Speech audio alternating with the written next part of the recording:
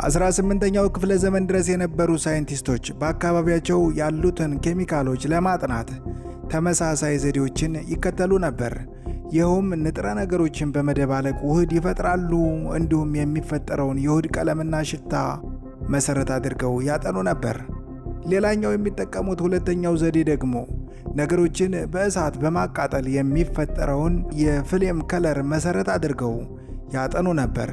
ይህም እስካሁን ድረስ ፍሌም ቴስት በመባል ይጠራል። አንድ ግለሰብ ግን ከዚህ የተለየ ዘዴን ተጠቅሞ የኬሚስትሪን ጥናት ለአንድና ለመጨረሻ ጊዜ ቀየረው። ውድ ተመልካቾቼ፣ ዛሬ በዚህ የቪዲዮ ክፍል ላይ ለኬሚስትሪ ጥናት ከፍተኛ ሚና የተጫወተውን ግኝት የምገልጥላችሁ ይሆናል። እናንተም እንደተለመደው ላይክና ሼር እያደረጋችሁ በሳይንስ ላይ የምሰራውን ቪዲዮ ያበረታቱ። ቀደምት የነበሩ የኬሚካል ልየታ ዘዴዎች በወቅቱ ለነበሩ ኬሚስቶች አስቸጋሪ እየሆነ መጣባቸው። በሽታ የሚያደርጉት ልየታ ለኬሚስቶች አዳጋች ነበር። ተቀራራቢ ሽታ ያላቸውን ንጥረ ነገሮች አፍንጫን ተጠቅሞ አሽትቶ መለየት ከባድ ነው። ፍሌም ቴስትም እንደዚሁ ተመሳሳይ ችግር ገጠመው። ቁስ አካሎች ሲቃጠሉ ተመሳሳይ የፍሌም ቀለም የሚያሳዩ በርካታ ሆኑ። የኬሚስትሪ ጥናት ከሽታና ከፍሌም ቴስት የተሻለ አማራጭ ዘዴዎችን ያስፈልገው ነበር።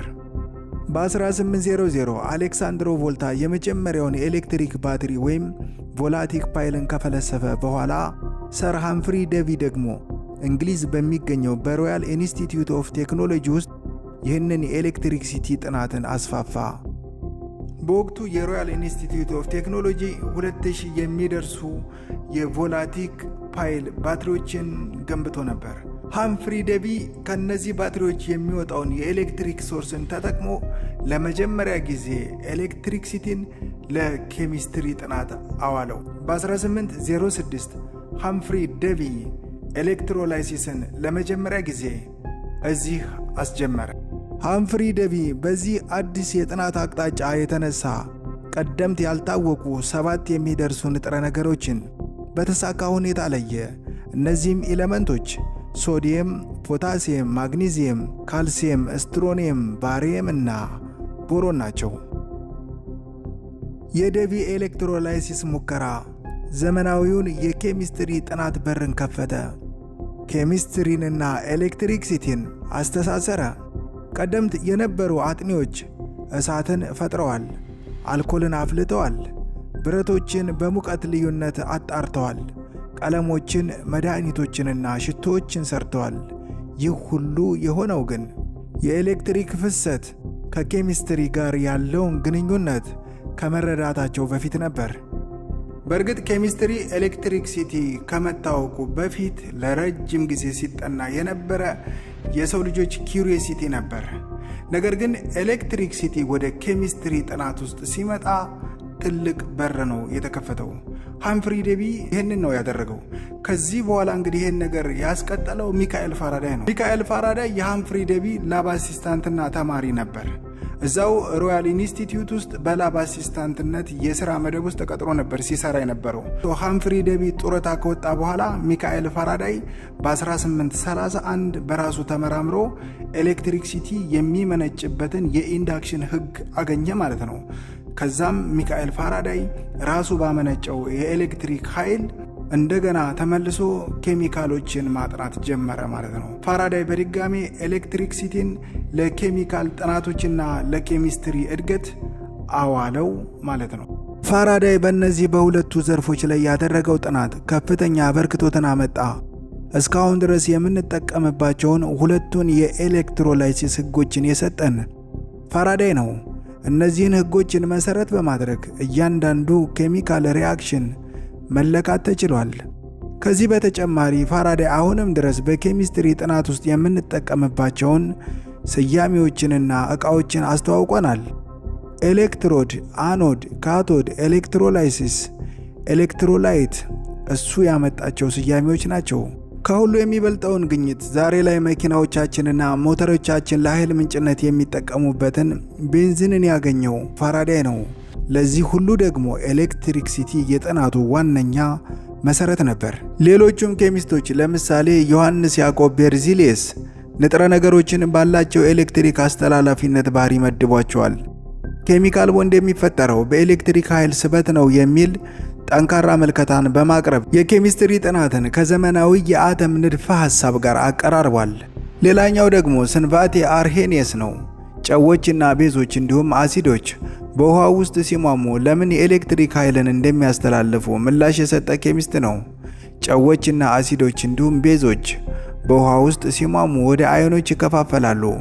በዚህም የተነሳ ኤሌክትሪክ አስተላላፊ ይሆናሉ። ኬሚስትሪና ኤሌክትሪክሲቲ ያላቸው ትክክለኛው ግንኙነት የታወቀው ግን በ1887 ጄጄ ቶምሶን የካቶድ ሬይ ቲዩብ ኤክስፐሪመንትን ተጠቅሞ ኤሌክትሮንን ዲስከቨር ካደረገ በኋላ ነው። ኤሌክትሮን በአተም ውስጥ የምትገኝ ዘ ስሞለስት ፓርቲክል ስትሆን ለኬሚስትሪም ሆነ ለኤሌክትሪክሲቲ መፈጠር ወሳኟ ኮዝ እሷ ናት ማለት ነው። ቶምሶን የካቶድ ጨረራዎችን በመጠቀም ኤሌክትሮንን አገኘ። ይህም ቀደምት የነበሩትን የአዮኖችን መፈጠርና የፋራዳይ የኤሌክትሮላይሲስ ሕግን አረጋገጠ። ለ100 ዓመት ያህል የተደረጉ የኤሌክትሮኬሚካል ሙከራዎች በመጨረሻም መሰረታቸው የአቶሚክ ፊዚክስ እንደሆነ በዚህ ሙከራ ተረጋገጠ።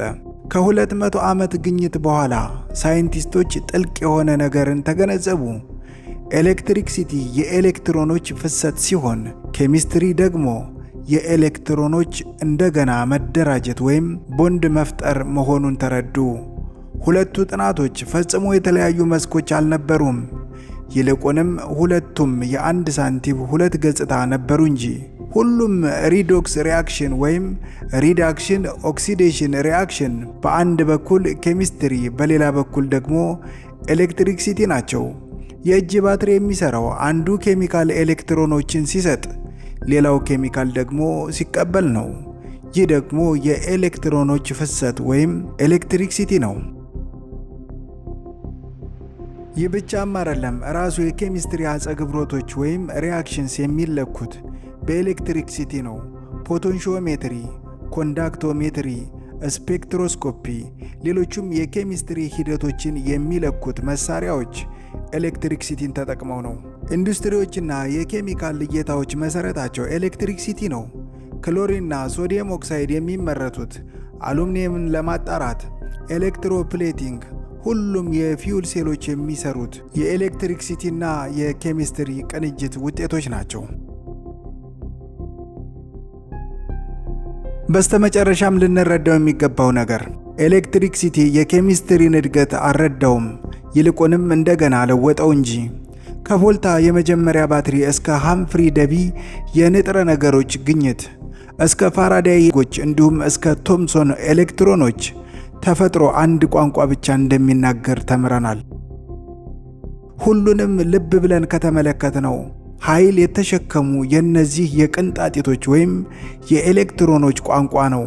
ስለዚህ እውነተኛው ጥያቄ ኤሌክትሪክሲቲ ኬሚስትሪን ቀረጸው ወይስ ኬሚስትሪ ኤሌክትሪን ገለጠው የሚለው አይደለም። እውነታው ኤሌክትሪክሲቲና ኬሚስትሪ እርስ በርሳቸው ተገኙ፣ ተፈጥሯዊ ምስጢራቸውን ገለጡ፣ እናም አብረው የአተሞችን የማይታይ ዓለም ከፈቱ።